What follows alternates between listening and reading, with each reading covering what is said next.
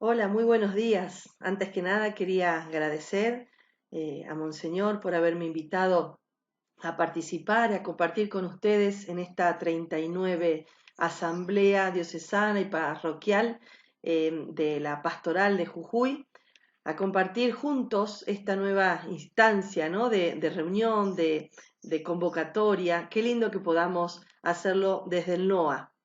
Como ya saben, soy María Verónica Talamé y vivo en Salta, así que soy parte de la diócesis, de la región, mejor dicho, del NOA, y me encanta compartir con ustedes este momento.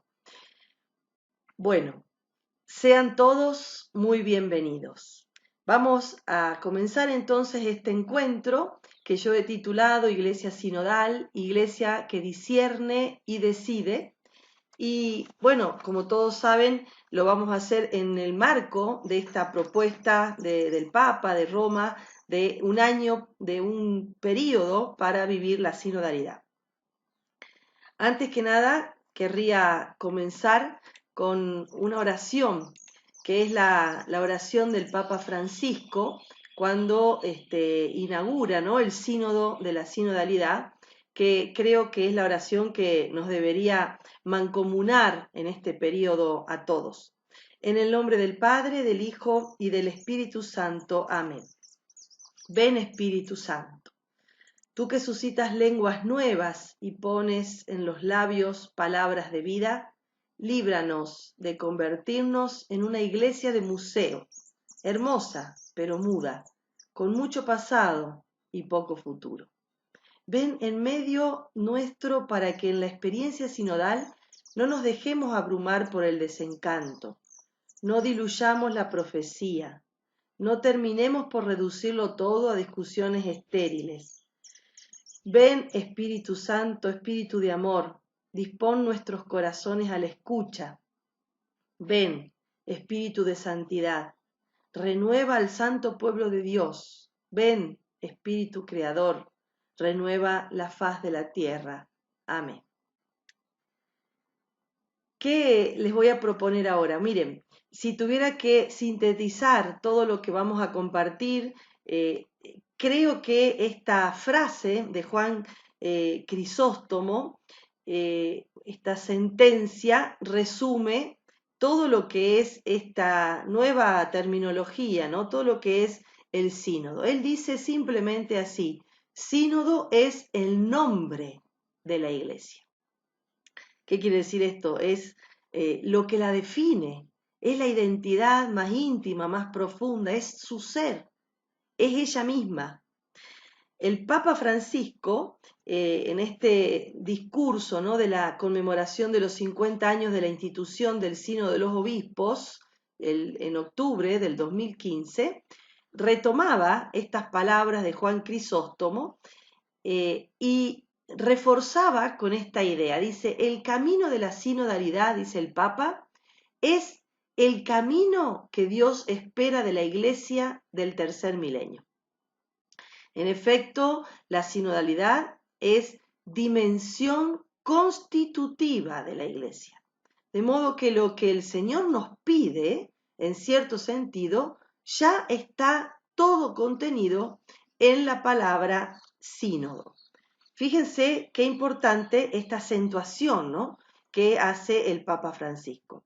Recordemos que la palabra sínodo es un compuesto griego de una preposición sin, que quiere decir juntos, con, y el sustantivo hodos, que significa camino. Y entonces sínodo indica este camino que recorren juntos los miembros del pueblo de Dios.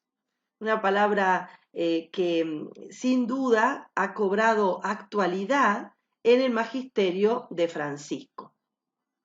Junto con esta propuesta, digamos así, visiva, ¿no?, del video, yo les voy a ofrecer, para los que asisten a este encuentro, un material escrito.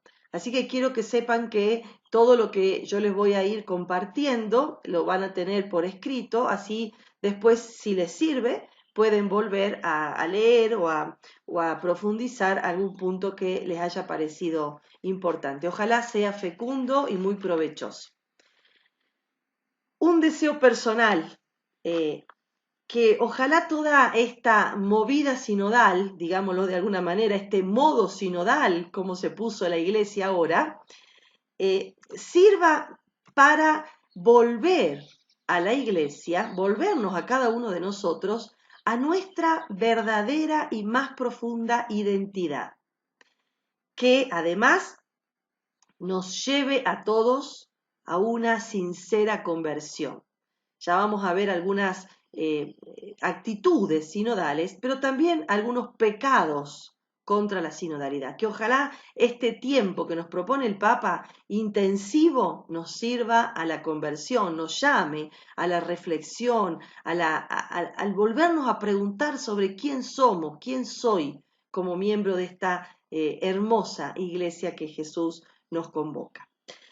Bueno, el protagonista que guía, que orienta en este camino sinodal desde siempre fue, es y será el Espíritu Santo.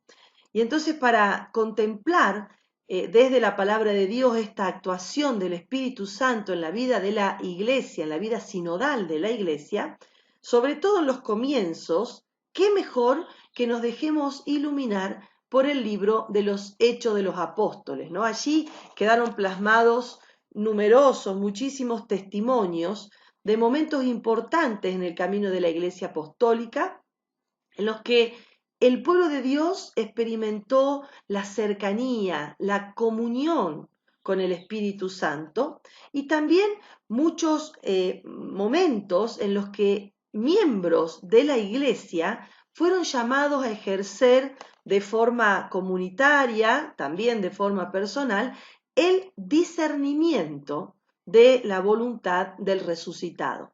Así que esta importancia que tiene el espíritu en este camino sinodal, quisiera remarcarlo. Después vamos a ver algunos ejemplos en un segundo bloque, en un segundo momento.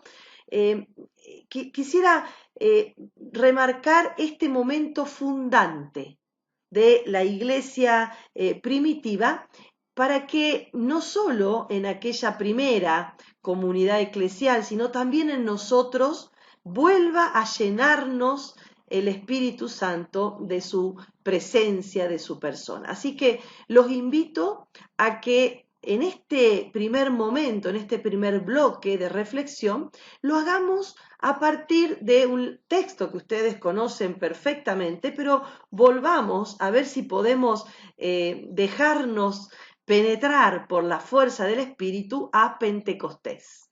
Y entonces los invito a que busquen en sus Biblias Hechos capítulo 2, versículos del 1 al 4a. Dice así el texto: al llegar el día de Pentecostés, estaban todos reunidos en el mismo lugar. De pronto vino del cielo un ruido, semejante a una fuerte ráfaga de viento que resonó en toda la casa donde se encontraban. Entonces vieron aparecer unas lenguas como de fuego que descendieron por separado sobre cada uno de ellos. Todos quedaron llenos del Espíritu Santo. Me voy a permitir tomar varias ideas de una homilía del padre Ángel Rossi, actual arzobispo de la Arquidiócesis de Córdoba, que él nos compartiera el 23 de mayo del 2021 con motivo de Pentecostés, de esta solemnidad. Así que quizá si algunos son seguidores del padre Rossi van a escuchar algunas ideas ya conocidas. Pero creo que vale la pena volver a profundizar en este pequeño texto tan cargado de fuerza, de vida, de vitalidad. Bueno, ustedes recuerdan un símbolo no muy elocuente que cuando la liturgia de Pentecostés, cuando llega este domingo de Pentecostés, que sabemos es una de las fiestas más importantes y más grandes junto con la Pascua, con la Navidad, etcétera, de la iglesia, se apaga el cirio pascual. El cirio pascual se apaga después de este gran protagonismo que tuvo en todo el tiempo pascual, se apaga en Pentecostés, deja de estar, deja de ser el centro, el cirio, y entonces este fuego que se encendió el sábado santo se apaga el domingo de Pentecostés. Pero no es que lo echamos, no es que lo corremos, ¿no? Por decirlo de alguna manera, al cirio y a lo que él representa, sino que al contrario, el fuego del resucitado, el fuego del Espíritu Santo, tiene que entrar, tiene que habitar en nuestro propio corazón, el corazón de cada uno de los miembros de la iglesia, y entonces, como dice Alberto Hurtado, lo que tendría que pasar es que se apague el cirio físico, ese que acompaña al altar, pero que todos quedemos fuegos que encienden otros fuegos. Que todos quedemos tan revestidos del Espíritu Santo que realmente nos comportemos en la vida de todos los días como fuegos que encienden otros fuegos. Y entonces Pentecostés nos propone, nos posibilita una nueva manera de vivir ahora como resucitados. ¿Quién nos posibilita la victoria sobre el mal, la victoria sobre nuestros vicios, sobre nuestros pecados, sobre nuestras deficiencias? ¿Quién nos propone y nos posibilita enmendarnos, convertirnos, cambiar? Es el Espíritu Santo, el Espíritu de Jesús, que hoy quiere volver a soplar para quien quiere recibirlo. Así que nos dispongamos, como en Pentecostés, a quedar llenos de ese Espíritu de Dios. Dice entonces el texto, descendieron por separado sobre cada uno de ellos. Fíjense que los hechos dicen que vino del cielo una ráfaga, un viento fuerte, ¿no? Unas lenguas de fuego que descendieron sobre cada uno por separado, es decir, iban a cada corazón. No es que caían por ahí, que caían al azar, que era así derramado como en masa, no, se personalizó el Espíritu Santo, iba a cada uno de los presentes, de los que estaban allí reunidos, es decir, iban a cada corazón. El Espíritu de Dios, el Espíritu Santo, no nos visita en masa. Dice el padre Rossi, no nos visita a la marchanta, diríamos así en criollo, ¿no? Va a cada corazón. Así que nos dispongamos, nos abramos para que venga al mío hoy. Eh, los, los dos símbolos de este pequeño texto, pero tan profundo, ¿no? Tan elocuente, son, como acabamos de escuchar, el viento y el fuego. El Espíritu, a diferencia de Jesús, no tiene rostro, no tiene palabra propia, viene a recordarnos las palabras del Señor. Y entonces hay que buscar cómo entenderlo, hay que buscar imágenes que nos ayuden. Ahora, el Espíritu no es fuego, el Espíritu no es viento, el Espíritu no es paloma, el Espíritu es una persona, pero que como no tiene rostro, usa el texto, usa elementos y entonces se dice que como una ráfaga, que como el fuego, es decir, son imágenes, ¿no? Entonces, ¿el viento qué hace? El viento sopla, el viento canta, el viento revuelve, el viento arrastra, el viento desbarata, desordena, sacude, arranca de raíz. Al viento no lo podemos administrar, no lo podemos dosificar. Y entonces hay veces que Dios se manifiesta en una suave brisa, casi imperceptible, como lo hizo, ¿se acuerdan?, frente a Elías en el libro de los Reyes, ¿no? Lo testimonia. El profeta sube al monte para esperar el paso de Dios, primero hubo un incendio, después hubo un terremoto, pero Dios no estaba ni en el incendio ni en el terremoto. Después dice, el texto sopló una brisa imperceptible. Por eso hay que estar tan atentos. Una brisa tan suave que apenas si se la distinguía. Y ahí sí, Elías se cubrió el rostro, se postró, porque allí estaba Dios. Otras veces, como en Pentecostés, Dios nos sorprende con una fuerte ráfaga, dice el texto, ¿no? No importa entonces cómo venga. Lo cierto es que siempre que sople, el espíritu es fecundo y su viento tiene que ver con actos creadores. En la creación, ¿se acuerdan al principio? El espíritu de Dios aleteaba sobre las aguas e iba creando. Acá el espíritu sopla sobre cada uno de los presentes y los misiona. ¿Por qué? Porque la misión es una nueva creación, una forma de crearnos. Recrea para el trabajo, para salir, para anunciar, para consolar. El espíritu comunica su soplo de vida, su soplo que es vital, y entonces aún en las personas más débiles, más decaídas, cuando el espíritu sopla, el espíritu los reanima, les da vida. Y entonces se repite el gesto de la creación del hombre. Qué lindo es que podamos pensar, ¿no? Que así como en Génesis 1:2, al cual nos remite este texto, como paradigma de la creación del hombre y de la mujer, del género humano, de la humanidad completa, Pentecostés nos vuelve a crear, a recrear. Y entonces, así como Dios creó al ser humano, varón y mujer, a imagen y semejanza suya como un ser social, llamado a colaborar con Él, llamado a caminar con Él en comunión, llamado a custodiar el universo, a orientarlo hacia Dios, así lo dice Génesis 1, 26, 28, así también Dios, como decía el Papa, ¿no? Al principio, Dios sueña con un pueblo en el que todos sus miembros caminen en comunión, custodien el universo y se orienten hacia el Padre. Cristo es el camino. Hay una nota en Génesis 2, una nota, un detalle, ¿no?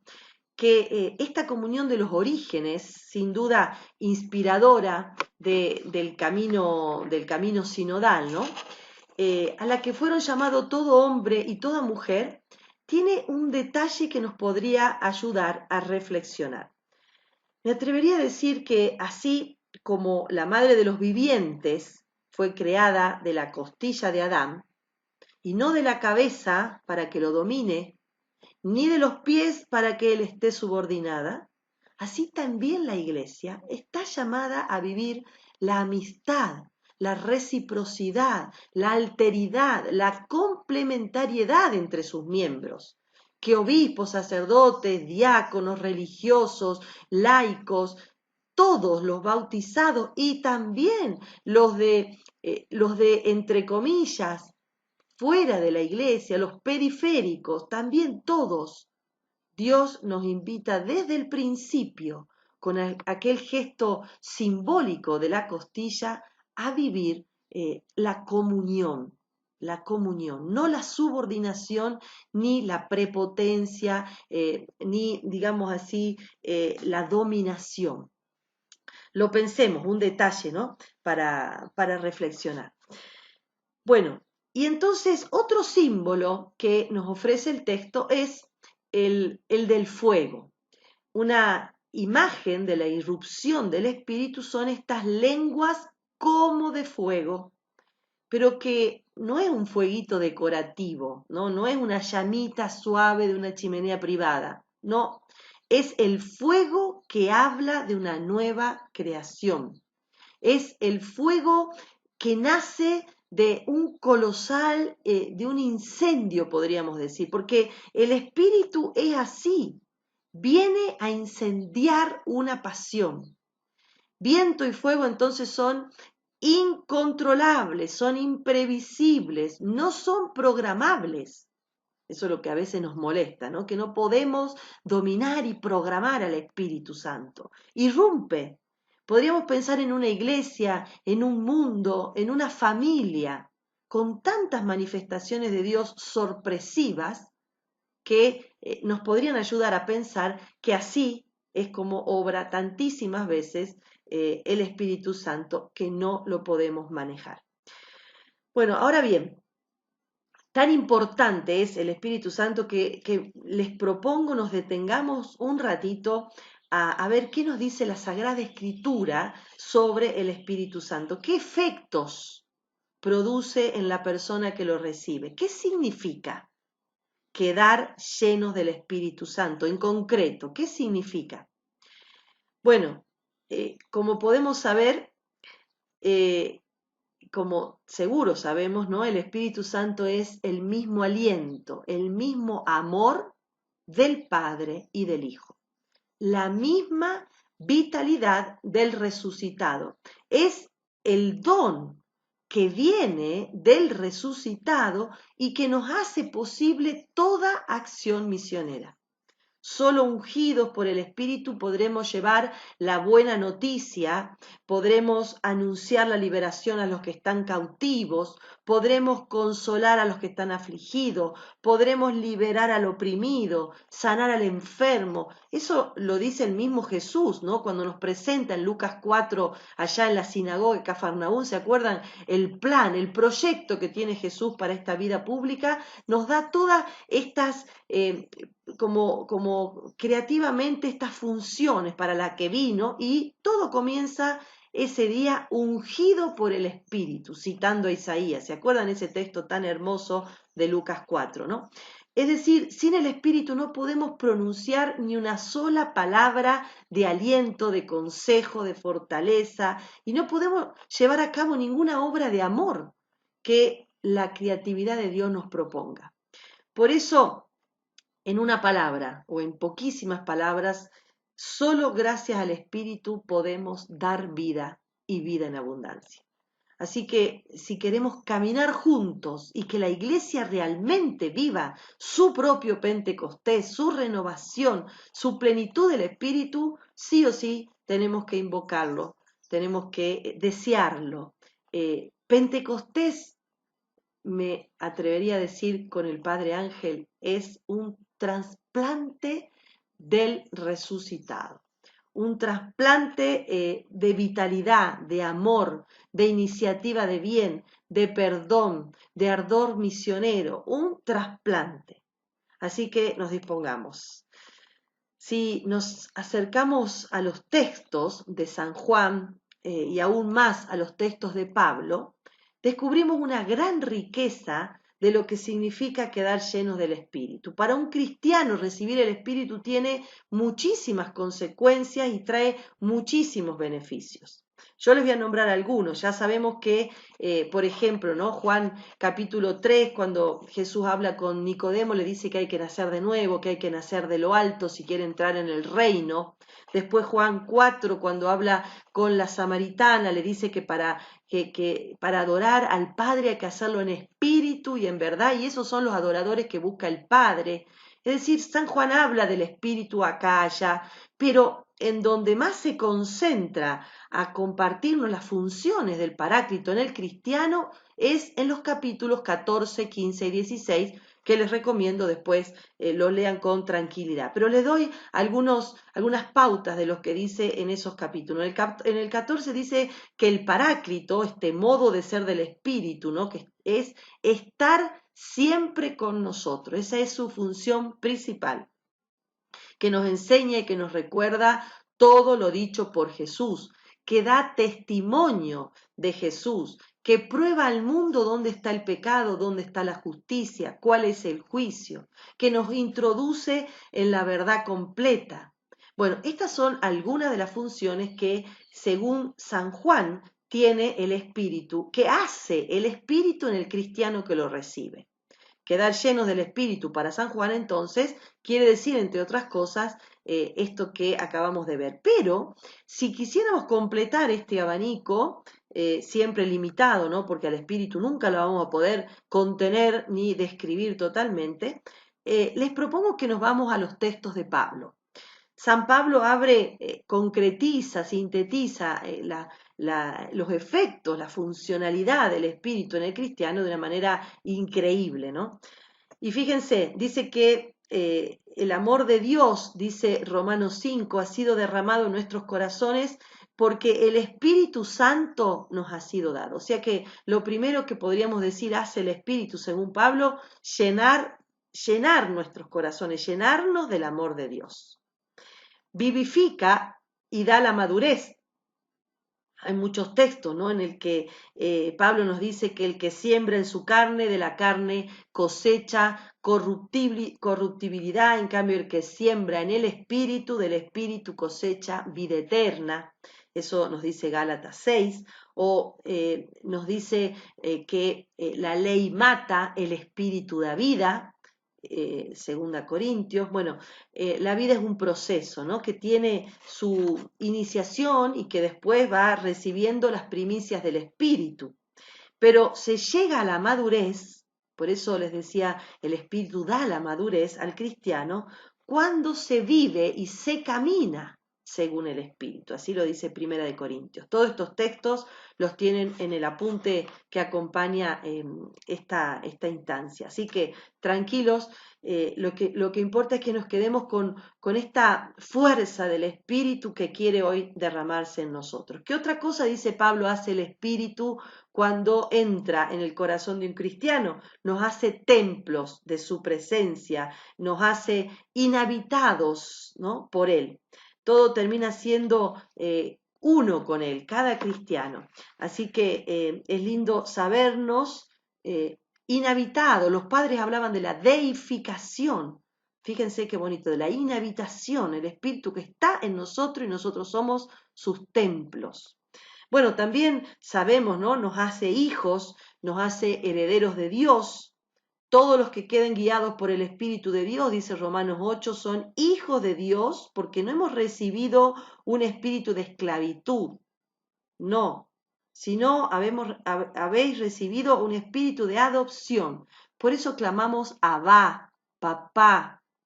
Qué lindo. También el Espíritu nos salva. Nos dice el texto, ¿no? Al manifestarse la bondad de Dios, nuestro Salvador, y su amor a los hombres, Él nos salvó. La carta a Tito. Él nos salva, pero además nos lava, nos santifica, nos justifica. En el nombre de nuestro Señor Jesucristo y por el Espíritu de nuestro Dios, han quedado lavados, santificados y justificados, dice Pablo en 1 Corintios 6. Nos enseña a orar, como decíamos recién, el Espíritu viene en nuestra flaqueza, viene a lo más hondo de nuestro ser, se une a nuestro espíritu y nos hace llamar a Dios Abba, papito. Es decir, esto que es la novedad, ¿no?, de la oración cristiana, que Cristo nos comunica su mismo espíritu para orar con Él y como Él, porque Él llamaba a Dios Abba y nos enseña a llamarlo Padre nuestro. Así que esto es una cosa fantástica, cómo el Espíritu articula en nosotros las palabras de Jesús para dirigirnos al Padre. Nos hace verdaderamente libres.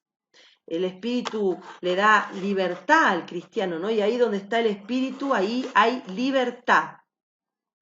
Ojalá podamos vivirla, ¿no? Según el Espíritu nos motive, nos inspire. Otorga dones, carisma, ministerios. Bueno, de esto lo sabemos bien, ¿no? Que solo el Espíritu Santo puede transmitirnos a cada uno de nosotros disposiciones que nos perfeccionan, como son los dones. Y entonces estos son como inventos de Dios que remedian nuestra incapacidad para vivir la santidad, para seguir nuestra propia vocación. Los dones nos disponen a recibir connaturalmente a Dios. Imagínense, es increíble esta cantidad de dones que nos nombra Pablo, el gozo, la paz, la esperanza, la fuerza del Espíritu, la caridad, la sabiduría, la revelación, bueno, tantos otros, ¿no? Después la Iglesia ha sintetizado los innumerables dones del Espíritu en estos famosos 7 inspirados en Isaías 11, ¿no? Pero eso fue después. Pablo habla de muchos otros dones. Sería bueno que los leamos, que busquemos, que profundicemos, que sepamos qué significa quedar llenos del Espíritu Santo. Pero además Pablo enumera carismas, enumera ministerios, como sabemos en la famosa lista de Romanos 12, de 1 Corintios 12, de Efesios 4, ¿no? La profecía, el apostolado, el gobierno, gobernar es un don de Dios, ojalá lo hagamos siempre que nos toque ese lugar, como lo haría Jesús. La palabra de sabiduría, de ciencia, de fe, las curaciones, los milagros, hablar en lenguas, interpretarlas, bueno, todos estos carismas, ministerios que sabemos otorga el Espíritu. Y también concede frutos, los frutos del Espíritu son producidos por los dones. Estos frutos son hábitos que nos benefician en orden a Dios, ¿no? Y entonces ahí en Gálatas tenemos los frutos del Espíritu que todos se deducen de uno solo, que es el amor, y los frutos son el gozo, la paz, la paciencia, la longanimidad, la bondad, la mansedumbre, la paciencia, bueno, la castidad y los frutos que están ahí en Gálatas 5. Los invito a que todos estos textos con tiempo, con calma, vayan profundizándolos porque en este camino sinodal es fundamental que invoquemos a diario con mucha fe al Espíritu Santo. Una buena síntesis, yo creo, nos la podría regalar Gregorio de Niza. ¿Se acuerdan este Gregorio Nacianceno, este padre fantástico de la Iglesia, que hablaba tanto de la divinización del cristiano? Y entonces él dijo estas palabras: el Espíritu Santo, dedo de Dios, fuego, lo conoce y lo enseña todo. Sopla donde quiere y cuando quiere. Guía, habla, envía, separa, es revelador, comunicador de vida, porque Él mismo es vida y luz. Construye el templo, deifica, perfecciona, de modo que antes del bautismo es invocado y luego es requerido, porque todo lo lleva a cumplimiento. Distribuye los dones, crea a los apóstoles, profetas, evangelistas, doctores y forma el cuerpo íntegro y verdaderamente digno de nuestra cabeza, que Cristo. Entonces, fíjense esto y mucho más, porque no podemos abarcarlo nunca todo al Espíritu, hace el Espíritu en nosotros. Por eso, al comenzar, o mejor dicho, al seguir transitando con muchos frutos este recorrido sinodal, lo primero, lo más importante es que pidamos mucho Espíritu Santo. Lo necesitamos. Lo pidamos con insistencia al Señor. Todos los días, a cada momento, y cuanto más difícil sea la situación o cuanto más complicada, más Espíritu Santo tenemos que pedir. Mucho, mucho, mucho. Y que sople como en Pentecostés. Nos dispongamos a eso. Muchas veces nos encontramos a nosotros mismos, ¿no? O encontramos hombres y mujeres sin aliento, sin soplo, solos, sin ideales, con dureza de corazón, sin esperanza, en una palabra, desalentados, sin soplo, sin aliento. Qué pena, ¿no? Pero somos bautizados, somos cristianos y sin embargo hay veces que no creemos en esta presencia de Dios, del Espíritu en nosotros y por eso nos sentimos así. Cada vez más urgente, cada vez más necesario es que el Espíritu sople en nosotros y en nuestros ambientes, en todas partes. Fíjense que descubrimos una atmósfera sofocante a veces, ¿no? Asfixiante, de desolación, de egoísmo, de egocentrismo, de individualismo, de agresividad, de indiferencia, de insensibilidad, atmósfera de prepotencia, de marginación, de sálvese quien pueda, todos pecados contra la sinodalidad. En esta sola diapositiva podríamos hacer un gran examen de conciencia. ¿Cómo estamos? ¿Cómo nos encuentra este camino sinodal en torno, por ejemplo, a estas palabras que tenemos ahí en la pantalla, ¿no? Pero no nos quedemos ahí. El soplo del Espíritu Santo nos hace respirar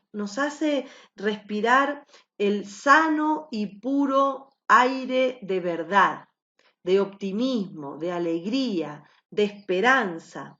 Y entonces su soplo nos invita, y acá de nuevo los invito yo ahora a que hagamos examen de conciencia desde lo positivo. Nos crea actitudes y disposiciones sinodales el soplo del Espíritu. Entonces nos invita a la comunión, nos invita a la fraternidad, a la generosidad, a la mansedumbre, nos invita a la preocupación por el otro, nos invita a la sensibilidad por el otro, a la caridad, nos salvamos entre todos. Estas sí son actitudes, disposiciones sinodales. ¿Cómo estamos? Hay una imagen muy linda, una imagen sencilla, ¿no? Pero que nos puede ayudar a recordar la importancia de ser soplados en las heridas para suavizar el dolor. Y vieron que cuando un chiquito se lastima, viene corriendo a mamá, a la abuela, a papá, y estas personas grandes, ¿qué hacen? Le soplan sobre la herida, como si el soplo fuera curativo. Y el niño soplado parece hasta olvidarse de su dolor y vuelve corriendo a seguir jugando. El soplo es o parece ser curativo. Dios también sopla. Dios también sopla sobre nuestras heridas. Dios quiere curarlas. Dios quiere que volvamos a empezar. Nos dejemos soplar por papá, mamá Dios, que quiere que empecemos de nuevo. Y que si estamos caídos nos levantemos y que si estamos solos experimentemos la comunión de la comunidad, que si estamos desalentados nos abramos a la fuerza del Espíritu. Por eso el mensaje de Pentecostés es un mensaje de esperanza. Nos dice que esta atmósfera contaminada, personal, comunitaria, familiar, no es definitiva, no está condenada irremediablemente a quedar siempre así. No, está y puede estar siendo continuamente purificada por el viento del Espíritu. Y entonces sea un espíritu como el de Elías, de una brisa suave, o sea un espíritu fuerte de ráfaga, como de viento, como el del Pentecostés, no importa el cómo, lo que importa es que siempre Dios sugiere, consuela, suaviza, sana, cura, libera, nos llena. Cada una de estas horas que vivimos en este mundo, tantas veces sin Dios, pero no condenado al fracaso. ¿Cuál sería entonces la actitud frente al espíritu? Bueno, la docilidad. Ven, dulce huésped del alma, ¿no? Reza la secuencia de la liturgia de Pentecostés. Al soplo de Dios, bajo la forma de ráfaga o de viento suave, necesitamos acogerlo. Necesitamos hacernos cargo necesitamos agradecerlo, necesitamos asumirlo con responsabilidad, porque también nosotros necesitamos ser misionados, recreados por este soplo. Y entonces la docilidad de dejarse llevar por el espíritu como soplados por el viento, así como las hojas del otoño, ¿no? Eh, ¿Qué pasa con las hojas del otoño? Bueno, se despoja el árbol de las hojas que están secas, que caen y que fecundan después cuando se produce el humus, ¿vieron? Y se hace uno con las sales, los minerales, y bueno, y le vuelve a dar alimento a todo el árbol. Así también necesitamos que este tiempo de Pentecostés sea un tiempo para dejarnos despojar, pero es un tiempo fecundo, este despojo es fecundo. Veamos de qué tenemos que dejarnos despojar para que el Pentecostés de esta creación sinodal de la iglesia se haga de verdad, se haga de una vez y para siempre. Eh, estas hojas que se dejan conducir, ¿no? Qué linda imagen. Tienen sentido, aunque a veces no entendamos los despojos, no entendamos los para qué, los por qué. Es una invitación a dejar que el espíritu del viento de Dios eh, irrumpa y barra con nuestros impedimentos. Es la oportunidad para oír la voz del Señor que nos llama a dejarnos quemar por el fuego de su amor. Este momento de sínodo, pero no como un acontecimiento puntual, sino como un proceso, como un caminar juntos. Todo esto es un nuevo nacimiento. Así que nos llama a dejarnos llevar. Habría que preguntarse a dónde queremos ser llevados, ¿no? Hacia dónde te sentís invitado a ir, porque la docilidad es la mejor y la primer palabra frente al espíritu que es sinodal, que es familia, que camina junto, ¿no? El Padre y el Hijo. Qué lindo. Bueno, termino con un pensamiento final para este camino sinodal. Quizás nos haga bien eh, contemplar algunas hojas llevadas por el viento y afinar el oído interior para escuchar hoy la voz del Espíritu y cada día la voz del Espíritu. Reconocer que necesitamos al Espíritu y que necesitamos se quede con nosotros porque andamos débiles, porque nos sentimos solos, porque necesitamos ser curados, porque nos faltan las fuerzas para seguir muchas veces, ¿no? Eh, Abrir el corazón a la confianza, al abandono filial, para que brote en nosotros lo que cada corazón necesita exclamarle al Señor. Y algunos dirán, quédate con nosotros. Otros dirán, ten piedad de mí, Señor. Otros dirán, si quieres, puedes curarme. Pero seguro, en todos coincide la súplica, ven, Espíritu Santo. Muchísimas gracias por este momento y nos vemos en un ratito. Gracias.